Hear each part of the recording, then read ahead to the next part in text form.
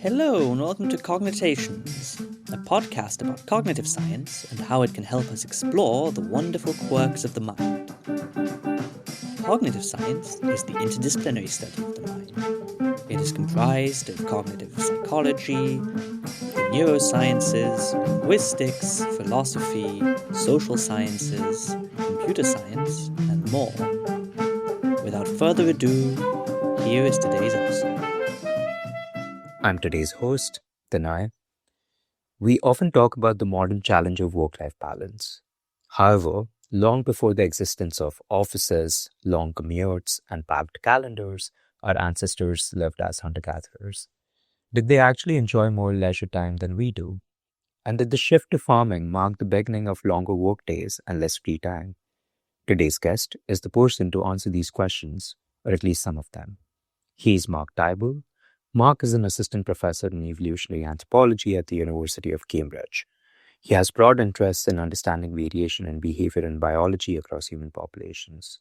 Previously, he gained his BA in Archaeology and Anthropology from Cambridge, followed by an MSc in Cognitive and Evolutionary Anthropology from Oxford.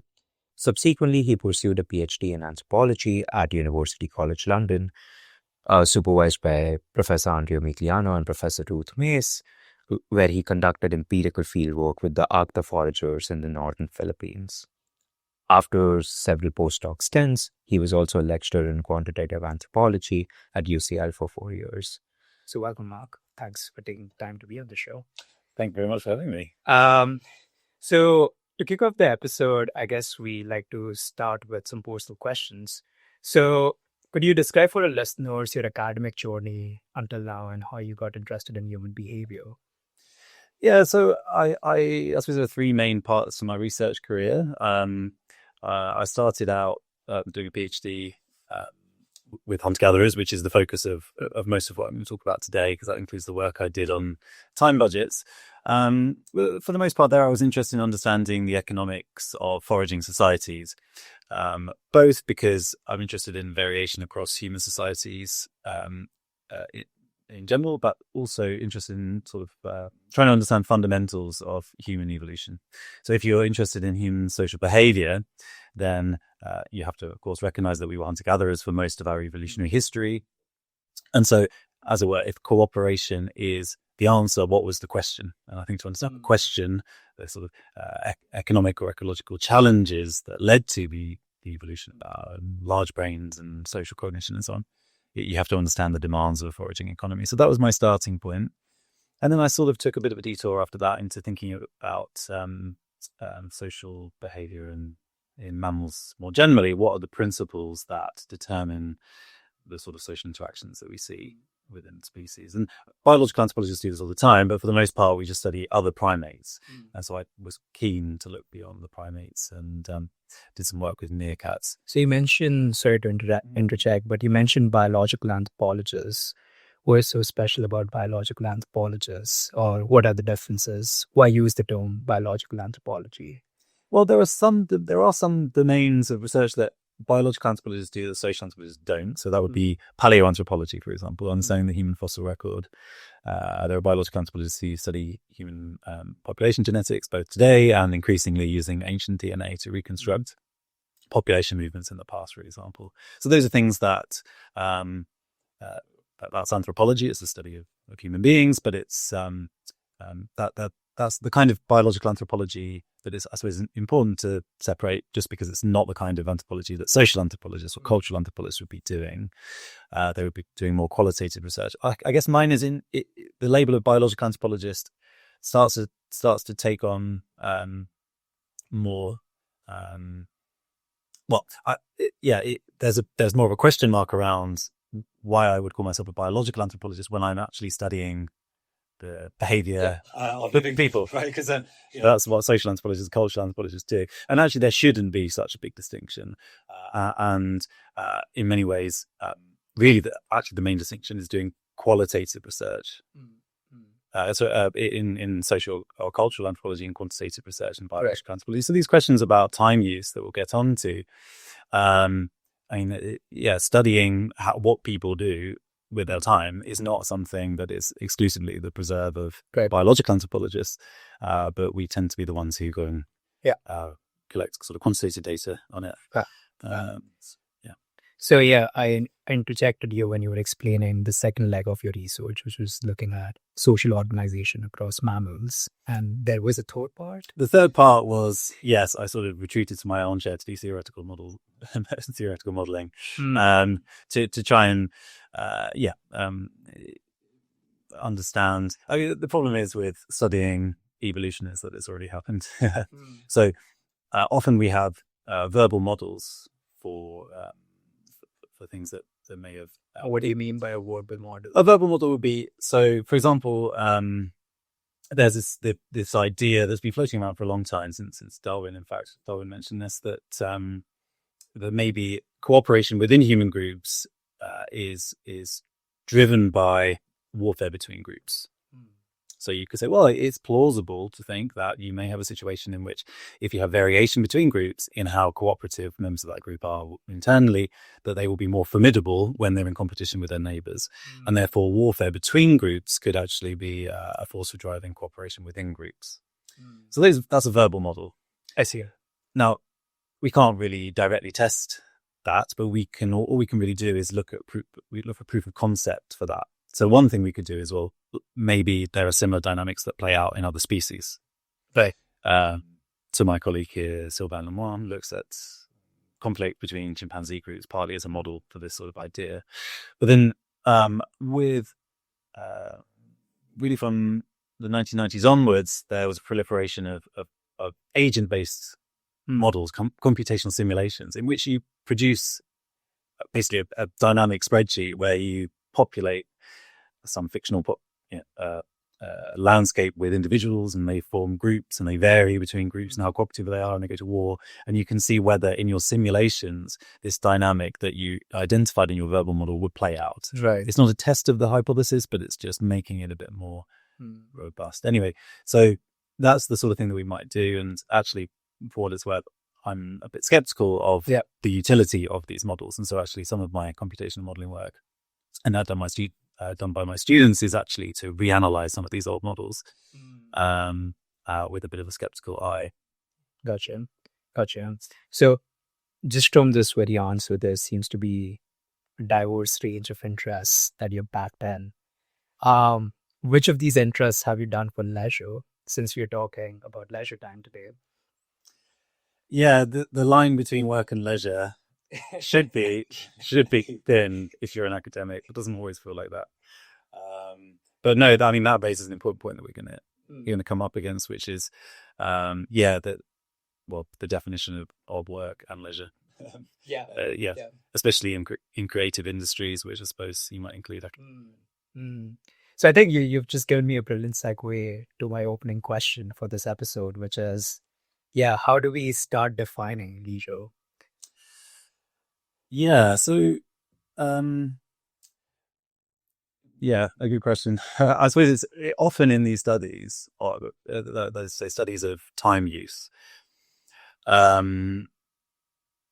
principally people have been interested in work. So that's true, I think, in the anthropological literature, and also sociologists who are interested in time use. There have been some really excellent long-term studies of how people use their time. In the UK, there's a 65-year longitudinal study, and you can see some really interesting changes there. But I think it's fair to say in both those kind of studies and in anthropology that we say, okay, how much time are people spending at work or out fishing or out hunting? And how much time do they spend cleaning or cooking or washing clothes? How much time do they spend doing direct childcare? And then leisure time is often just the sort of other activities category. I don't think these studies have often been designed in order to look at leisure time. It's almost a byproduct, and therefore it's the thing that doesn't get defined very well. Right. So from this thread, I suppose, since you say that these studies were mainly motivated to sort of examine work, it makes sense that the economists and the sociologists are really interested in these sort of data sets. Why did anthropologists enter this debate? Well, I suppose it comes back to the this sort of historical suite you're talking about, changing labor practices, and then from an archaeological point of view, you can think about the surplus that was produced once agriculture really got going. Maybe early agriculturalists were perhaps working harder than foragers, but then there's an idea that with increased efficiency, we free up human time, and maybe we use that to produce political hierarchies, or specialize, have a division of labor, so that not everyone has to be involved in the food quest.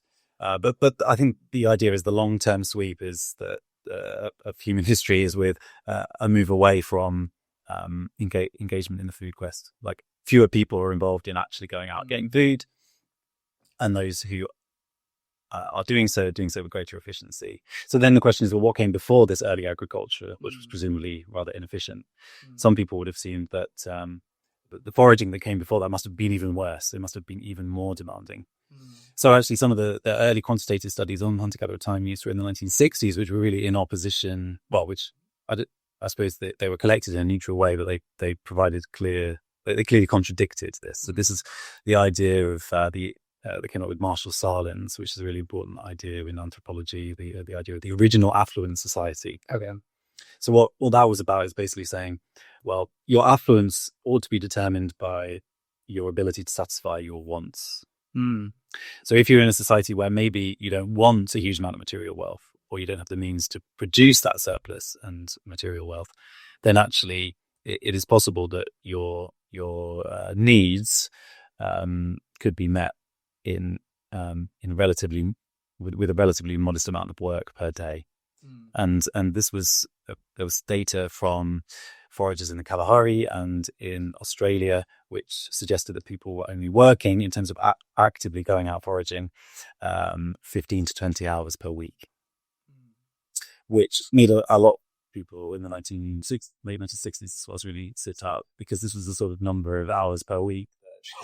So Keynes are promised that, across the 20th century, that's what we'd end up with, people working 15-hour weeks. It wasn't happening, and it hasn't happened. So you mentioned this interesting data point of foragers only working for 15 to 20 hours per week. However, my understanding from a distance is that other anthropologists have raised issues with this very data point that you cite. Could you elaborate more on what these issues were? So this was a study, Marshall Sahlins, as far as I understand it, didn't collect any of the primary data himself, but there was a study of time allocation for foragers in northern Australia, which came out at a similar time as a similar analysis for foragers in the Kalahari and southern Africa. And in both cases, we're looking at about 15 to 20 hours a week. But that's of, let's say, out of camp foraging. So people going, hunting, or gathering. So it's relatively easy to define. You can see when people leave and when they come back.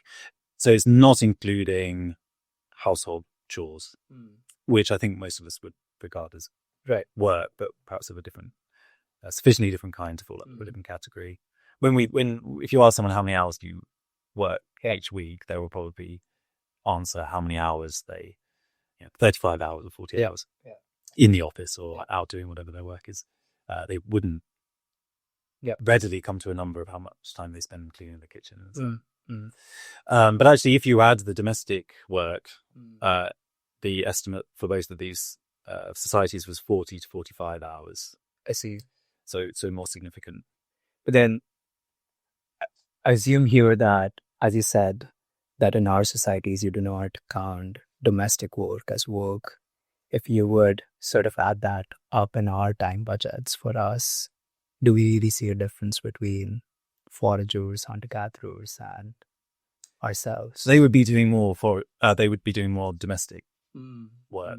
But as indeed people in the UK would have been doing much more domestic work even in the 1950s. The washing machine had a huge impact.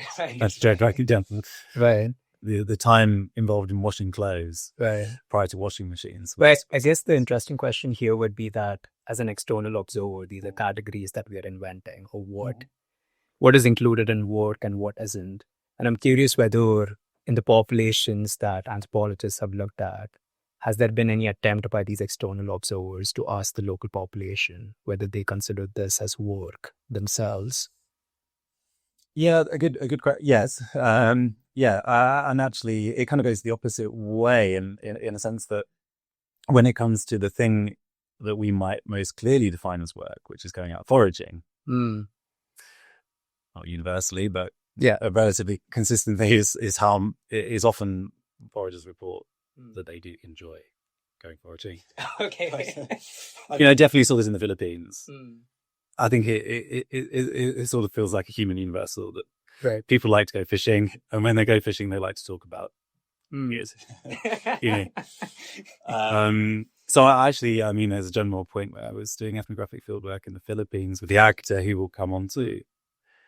I was really pushing it an open door in being interested in foraging. Right.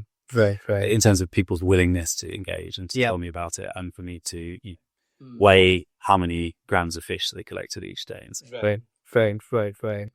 So before we move on to that study, which is super interesting, we've been talking about humans so far when it comes to leisure. But since you've also worked across the animal kingdom, has anyone looked at leisure time in non-human animals? Yes. So collecting data on how animals spend their time is one of the most straightforward things to do if you've got a habituated group of primates, for example. And what do you mean by that? Habituated would be, so most wild animals will run away when you get near them. But for most of these long-term studies of non-human animals in the wild, the groundwork for doing that kind of research is habituation, which can take many months or years even, which is to get the animals familiar with you, familiar to such an extent that they are happy for you to be in close proximity watching them. So when we talk about the pioneering work of Diane Fossey or Jane Goodall, working on gorillas and chimpanzees respectively, the reason that their work was so novel was because they were really the first people to habituate these animals to human presence, so they could spend all day hanging out and recording what these animals are doing. And one of the easiest things to do once you've got a habituated group of animals is to record. You would produce an ethogram, so it would be a list of different behaviours, and then you can at some regular interval record what each individual is up to and perhaps who they're in close proximity to. So yes, this is the sort of thing that people do with non-human animals. In terms of collecting time budget data. In terms of actually looking at rest or leisure, I think rest is how it would be usually framed in the primatology literature. There has been some really interesting work, but I still think we don't think about it as often as we should. Evolutionary biologists are used to thinking about energy as a finite resource. Right? You can extract a certain amount of energy from your environment through feeding. If you're a secondary consumer, then you have trade-offs in how you use that. Do you invest that energy in growing to be bigger? Or do you invest it in somatic maintenance to keep what you've got going? Do you invest it in reproduction? And that trade-off between reproduction and other activities is really at the core of a lot of variation we see in biology. Right? Some animals go for a live fast, die young strategy where they don't invest much in growth. They finish growing after a few weeks or months and then reproduce as quickly. Can you give a quick example here? Mice, rats, compared to elephants, who, like us, have a very long period of growth. I mean, they are obviously much larger than us, and like us, have one offspring at a time. So they're investing, they're biding their time, growing large. Anyway, so thinking about trade-offs and how you allocate energy is commonplace, but time is also a finite resource. In fact, time is the only truly finite resource, and yet we don't think that much about how animals use their time, and how evolution may have shaped their behavioral decision making. Right.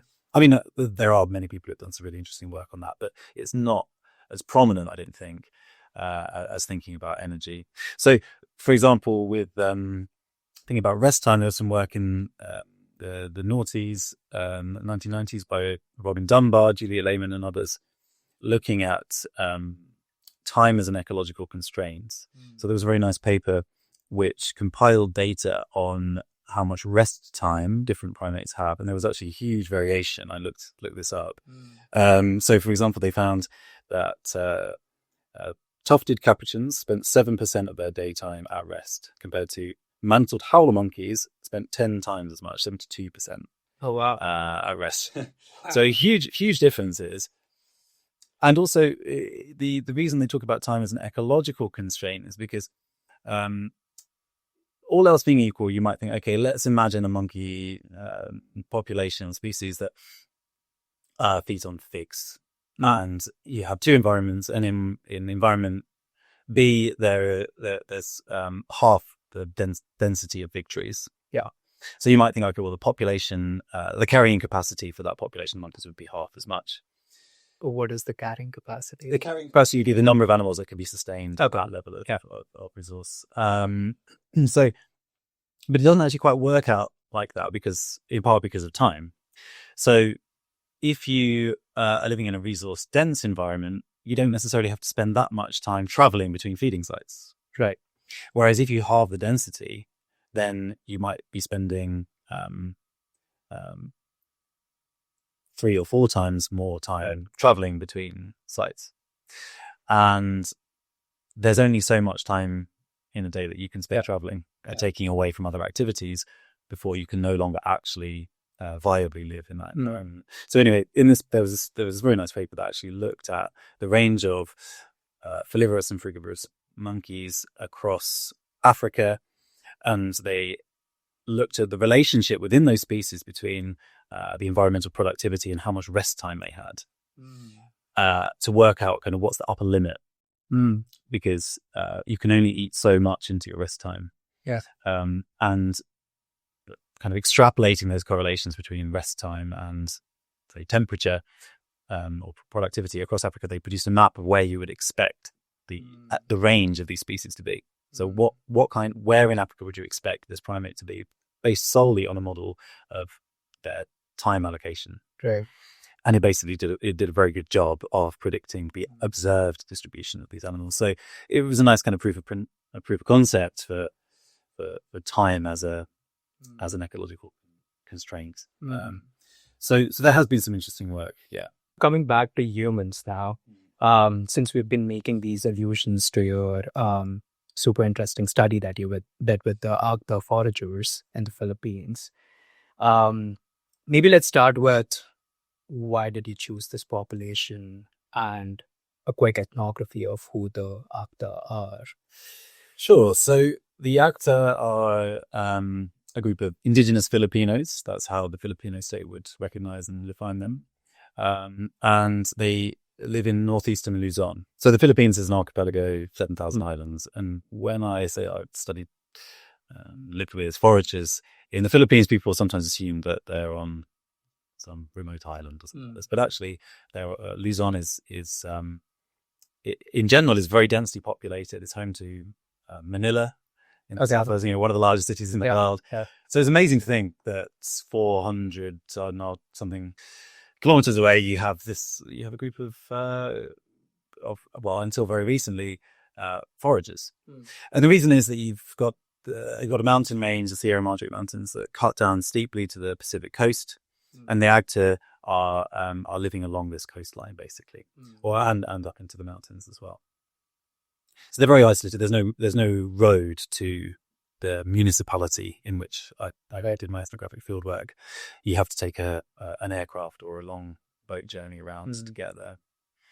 And unlike much of the rest of the Philippines, the topology it makes it difficult to farm rice.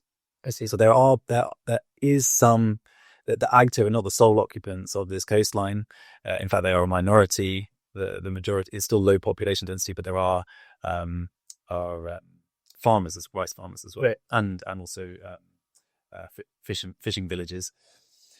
So it's quite an interesting place, in as much as you've got this probably this very long term coexistence of the Agta and their neighboring Paranan farmers. They speak the same language, but they're ethnically different groups. They look very different. Right. And so the Agta are about 10,000 people in total along this northeastern coastline. And I worked with the Palanan Agta, who live in the municipality of Palanan. And the population is about 1,000 people in total. I say we, this was a study that I did when I was a PhD student with two other PhD students, Abigail Page and Daniel Smith. And we visited, we lived in about a dozen Agta camps for between 2 to 6 weeks in each place. So it was about a year in total that we were out in the field. Yeah. And what else to say? So they actually were doing I say hunter-gatherers. They hunt and they gather, but they also do a lot of fishing, as I alluded to earlier. So they're very good spearfishers. So they'll dive on the coral reefs off the coast, and in the summer they'll also dive and fish on the mountain streams and rivers coming down from the mountains. I think that's a very vivid ethnographic description. But then I guess coming back to my previous question in terms of, because you already mentioned the fact that, well, people already have looked at other hunter-gatherer populations when it comes to looking at leisure and time budgets. Why would you choose this population to study leisure, and why not use an existing leisure data set in our society? Okay, so there's a few things there. So starting with the point of why study hunter-gatherers is issue. I mean, it goes back to something I said earlier about I'm interested in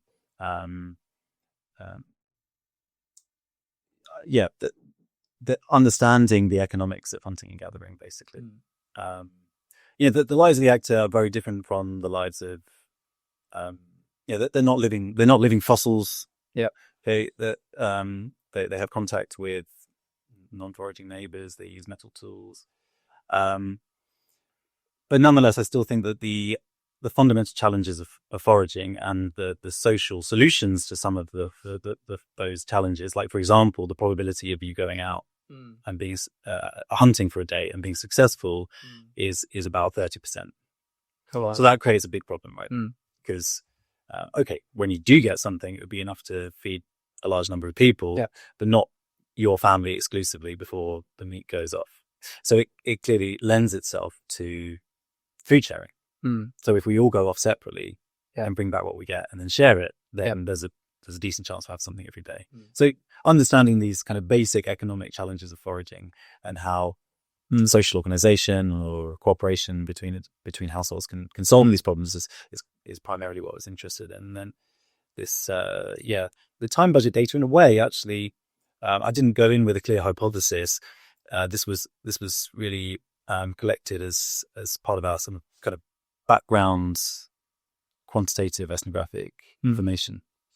And what do you mean by quantitative ethnography here? So rather than just hanging out and getting a general sense of how much foraging versus hunting people do at different times of year, if you're there every day for a year and you measure how much of these activities people do, then you can actually come up with some numbers that broad-based qualitative assessments, and hopefully, that in most cases, it wouldn't be a surprise. You're often quantifying what's obvious to you as an ethnographer, but I do think in communicating those results, that description with the wider community, it's generally better to have the numbers on it. But when you say you sort of measure the intuition, this just sort of count. How do you count up? Are there watches you're using to track this, or the time budget? Oh no, very simple. I just have a list of everyone as in the community, and on average, there are about 20 adults in each Agta camp. And there was people. These are small communities where you can basically sit in the middle and see what pretty much everyone's up to. I see. Okay. Right. So it's just a case of I 4 times a day we would record what everyone is doing and who they're doing it with. Right. So we would just do this every 3 hours. I see. So it's not like we're recording every. This is relatively that's relatively infrequent to this kind of sampling. And of course, someone could spend the whole day sleeping. Yeah. And it just happens that when I'm when doing my scan, they're like tending to a fire or something. So my code is about what they're doing at that moment. But overall, all of those sort of vagaries should come out in a wash, and you should get. And I presume like this is the intervals at which you're sort of looking around in the camp and counting what people are doing is sort of randomly interspersed. The timing of it. Yeah. Yes. Yeah. We would start. I think the first scan would be between 6 and 8:30 a.m. Okay, so the technical term is a scan. Okay. A scan, yeah. Okay. Scan sampling is what it would be. Okay.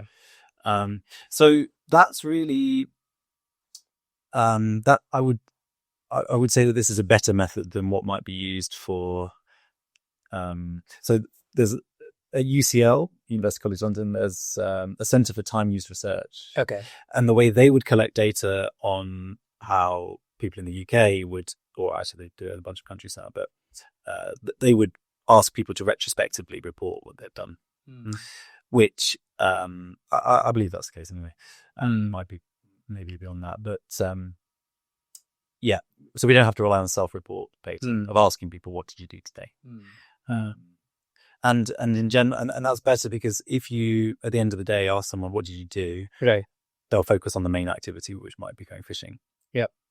If they spend 10 minutes building a fire, Yeah. they probably don't want to mention that, but it is interesting to know how much their time is in these smaller activities. So now that we have covered some of the methods that you've used, maybe let's talk about the findings. So yeah, what did you find? Does industrialization reduce leisure time? Well, so it's not industrialization as such. So I suppose it is the transition from foraging to farming. So actually, that's one thing I missed from my general description of the Agta, which is that they are very much a population, as we would say, in transition. And there are some Agta populations further to the north and the south who hardly do any foraging. Right. But where in Palanan, where I was working, we had we collected this data on time use in 10 camps. Yeah. All of a similar size, all part of the same, very much part of the same wider community, but varying from some camps where no one ever engaged in farming. So this is wet rice agriculture farming. So hard work. Yeah. I'll come on to that later. But so we had some camps where people were exclusively engaged in foraging, and others where they were doing, let's say, roughly 80% of their economic work was farming and 20% was foraging. Yeah. So we had variation within that community, because up until this point, questions of whether hunter-gatherers work more or less than farmers has relied on comparison between populations who are, right, in some cases, continents apart. Right. But this is actually looking about hypothesis and exploring it within a single population.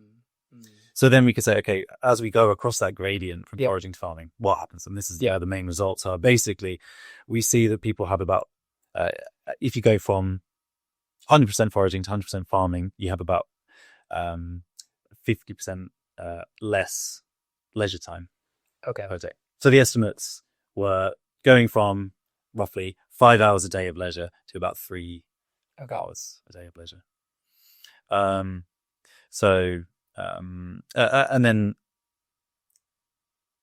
that is a direct trade-off against work. So we've got about 3 hours a day working that is out of your camp, engaged in the food quest, as it were, foraging or farming. So we've got about 3 hours a day in those who are 100% foraging, up to about 4.5 hours for those who are engaged in farming. So that's a 50% increase in work. So that's quite a substantial change. Right. Yeah. I guess here, I mean, since you mentioned you were sort of quantitatively recording what people were doing, and these numbers are quite striking where, the leisure time decreases from 5 hours to 3 hours. Do you have any qualitative sense whether people experience that negatively? Yes, in as much as one result within that is actually for women, they experience this much more significantly. Okay. So for them, in the farming camps, the women were doing as much as the men, and you can tell.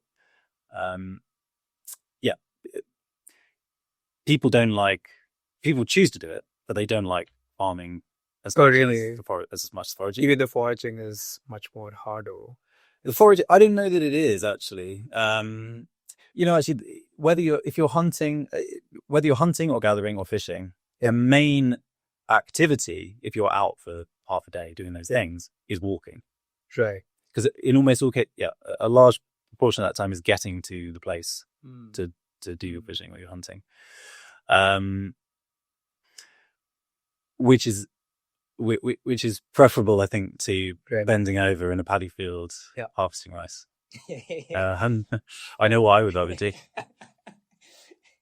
And then also observation, in those camps where people were engaged in farming, and this is mostly wage labor, by the way, so they're actually working for often payment in kind, so payment in rice or other food. So that this is not on their own land. Right. But you could see in the camps, in the foraging camps, there is lively social life going on in the camp all day. And what sort of social life are we talking about? Not be dramatic. If it's just people that are around, okay, like including middle-aged adults, and kids, and so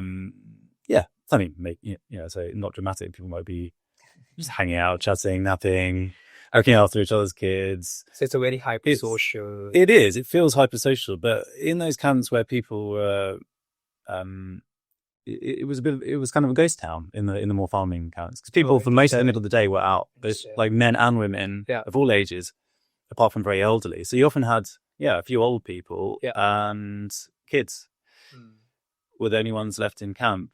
It was quite striking. It's I guess you get to a critical threshold. It doesn't. Sorry to be too technical. It doesn't scale linearly, right? If half the adult population of a camp is present at any one time, then if there's another person that you want to talk to, if I want to talk to you, and we're out half the day foraging, then 25% of the time we're both expected to be around. Right. But if we're both out for 90% of the day, and in camp for 10% of the day, then we'll only be overlapping 1% of the time. So it does, that lively social life in foraging camps is made difficult. I think another result that struck me when I was going through your paper was that you find almost no differences in leisure time budgets of people who have kids versus people or at least people who have younger kids versus people who have older kids. I think I did. That's 5 years. Okay, so that's... Well, okay, so they... they spend more time in childcare. Those small children versus slightly older children. But there's no difference in leisure time. From when I understand. Yes, that is correct. Yes, indeed. Yes. Oh, yes. I forgot about that. No. Because so if you're comparing women with a child under 2, whose youngest child is under 2 years versus those whose youngest child is between 2 and 10 years, the amount of leisure time and domestic chores they have is quite similar. But what it is that they're doing more childcare, and that seems to basically directly be eating into their work time, which is actually something which we see we've seen in other foraging societies. So, for example, among the Hadza of Tanzania, it was shown that the calorific productivity of women was significantly lower when they had small children, and actually the productivity of how many calories per day they're bringing back to camp of the husbands or the father of those children was higher to compensate. Right. Which actually makes an important point about male and female productivity in these societies. If you look at calories in, calories out, an average across the lifetime for men and women, you would see that men between the age of 20 and 40 are producing a huge energetic surplus. Right.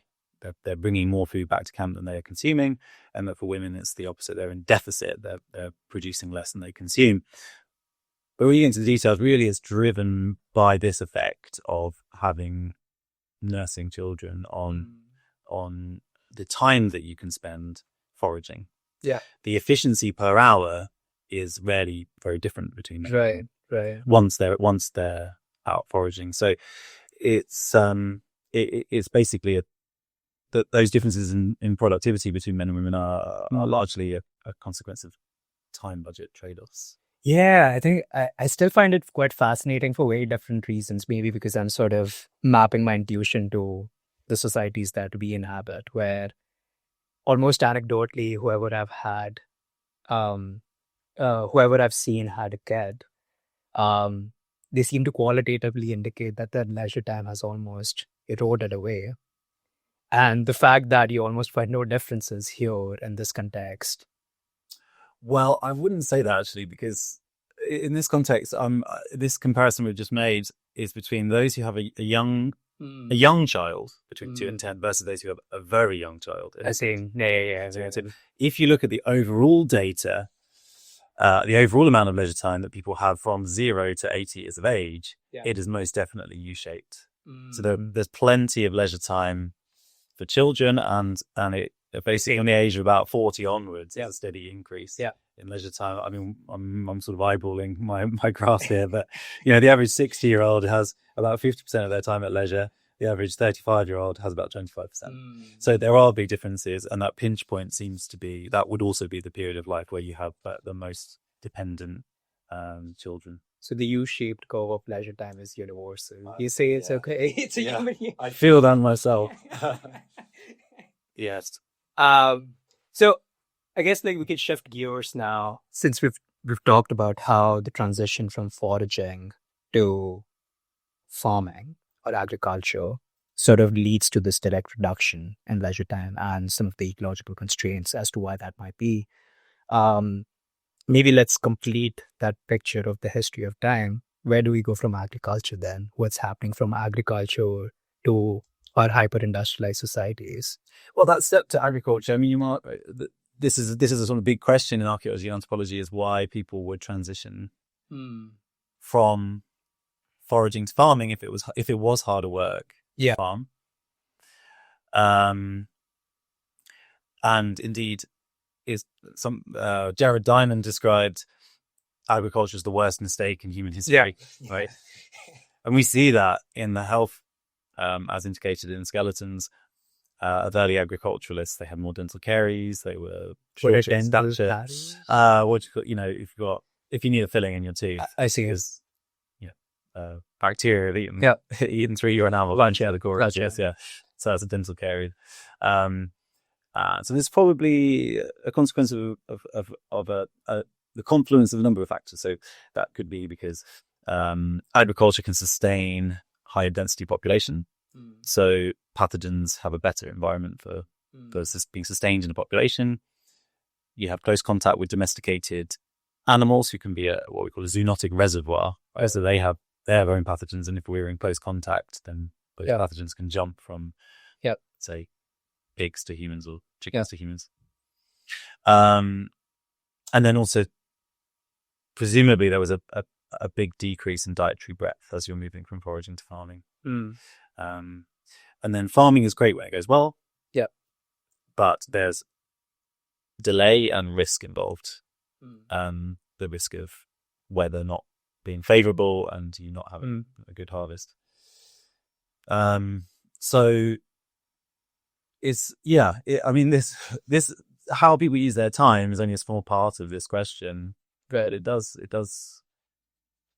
the question of why people would adopt agriculture. I mean, this I don't really have an answer to that. I feel that this sort of augments the question, as it were.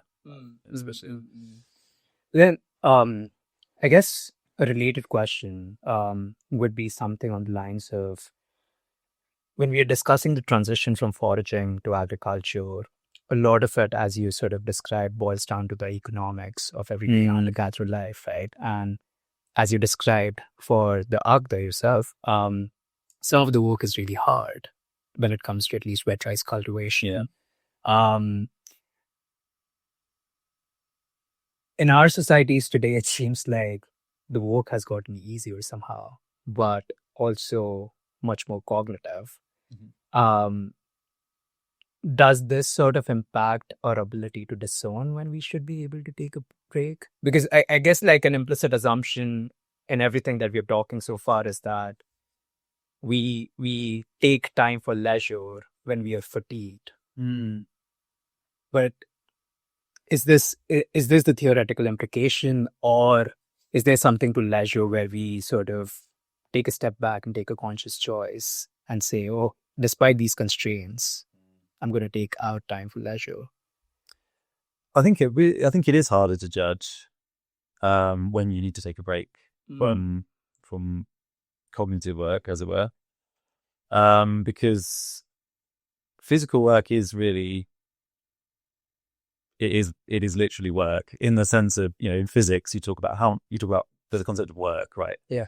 The actual work involved, the energy that you have to use to lift up this cup. Yeah. And there's a finite amount of that kind of work that we can do. Right. And like all other animals, we need to use our energy efficiently and sparingly, and we have those feedback mechanisms to not overdo it. So one interpretation, which would be sort of not in keeping with how we might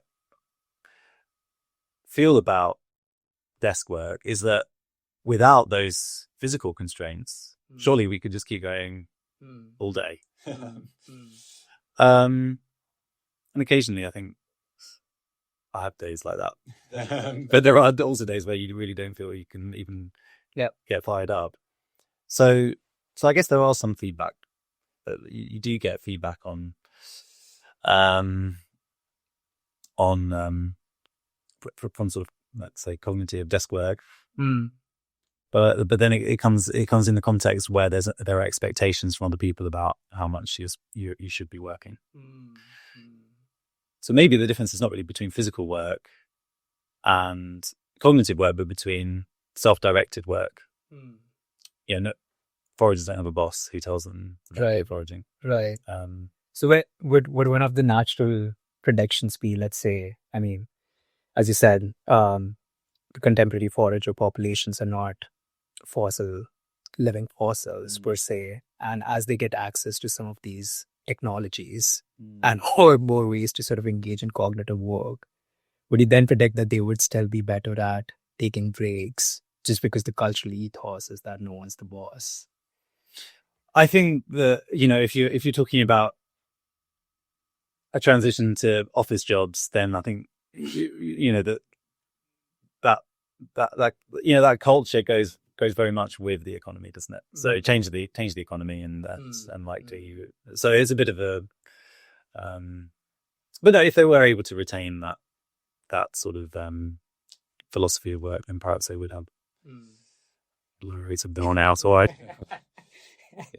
But I guess coming to that alternative interpretation where there are these expectations that accompany economic work, especially in our industrialized societies, would you know of any industrialized cultures that take out more time for leisure?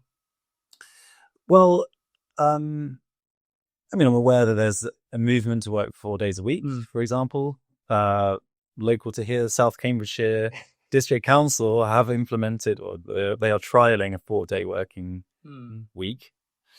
And you kind of think this works. This model would be working well for office work, but I saw a story about Volkswagen moving to 4-day weeks in their manufacturing plants in Germany. So I guess it's there's we kind of, I don't know that there are nations or populations or cultures where there are really pronounced differences in how much leisure time people take. I suppose you could talk about differences in holiday. Famously in the US, many workers have 2 weeks a year or whatever to work with. We're much better off in that respect in Europe, presumably with some variation between countries. I would hazard a guess that in Scandinavia they have good holiday allowance. But actually, I mean, that's actually something that isn't taken into account when we think about comparing hunter-gatherer working weeks with our own. because hunter-gatherer is, there's no weekends. Yeah. So we think, okay, when I go to work, I work 10 hours a day or whatever it is. Yeah. These foragers are only working 4 hours a day. But actually, if you were to factor in the fact they're doing this every day on average, and not doing any work on Saturday or Sunday, or back holiday Monday, or for the 4 weeks of holiday, actually the difference becomes a bit more. Right. I'm sure that we're still doing more, but the difference is not as pronounced. Do they have notion of, well, as you said, they don't seem to have this notion of a week. How do they time keep? Well, in terms of, timekeeping, I mean, that's an interesting question when it comes to some of the background to this study. Yeah. Well, I'm talking about differences, how much work people of different ages are doing. But this is a population where people don't know. Most people don't know their age. Right. They didn't know Right. they're 30 or 40. So actually our methods for calculate, well, that's probably too much of a tangent for the podcast. That it's interesting to try and estimate how old someone is if they don't know. Right. Straight up to that, how old they are. But anyway, that was a slight diversion from a question of, I suppose, so there's no kind of, well, actually, there is some awareness of days of the week, especially because some of these communities have they've had missionaries come through who lead Christian worship on a Sunday. So that offers some structure. Right. But outside of that, in terms of days off, really that's determined by the weather. So there would be whole days in my time budget. They said that no one did any foraging because it was just raining heavily all day. I see. So there is some enforced rest due to bad weather, and also sickness and injury as well. Right. So it's not that people are working every day, but it's just not necessarily on a weekly, weekday week. Gotcha. So I guess this is where we can start wrapping things up. But before we do that, is there anything that we discussed that you would want to sort of elaborate on once again, or you thought you had more things to say, but didn't? No, I think I've said enough. Okay, and I guess one last question that we do ask our guests is if they have any media recommendations or book recommendations on the topics that we discussed during the episode. I do. So for those interested in the original affluent society ideas, there's a 1974 book by Marshall Salins called Stone Age Economics. And for those interested in time use studies from our own society, from the UK in particular, there's a book by Gashuni and Sullivan, What We Really Do All Day. And so they're the people who lead the Centre for Time Use Research at UCL. So this is a kind of summary of all their work. So that's really good. And then there's been a lot of interest, especially since the pandemic, in pushing back on ideas about work and productivity. And Cal Newport writes for the New Yorker. He does a column on work and productivity and burnout. And he has a recent book called Slow Productivity, The Lost Art of Accomplishment Without Burnout, in which he draws on some of this anthropological literature. So yeah, for those interested in sort of applications in their own lives, that's a good one. Those sound like solid recommendations. This has been Cogitations. I've been chatting with Mark Dyble. Thanks, Mark, for making the time today. Thank you. Thanks for having me. On the next episode of Cogitations, we'll chat with Dr. Dan Spobo. Ever wondered what makes great conversations click? How are we able to instinctively choose the right words to connect even with complete strangers? The secret is relevance. Dan will uncover how this hidden principle guides our everyday exchanges, molds cultural symbols, and weaves the stories that span continents and centuries. This will be an episode that is not to be missed.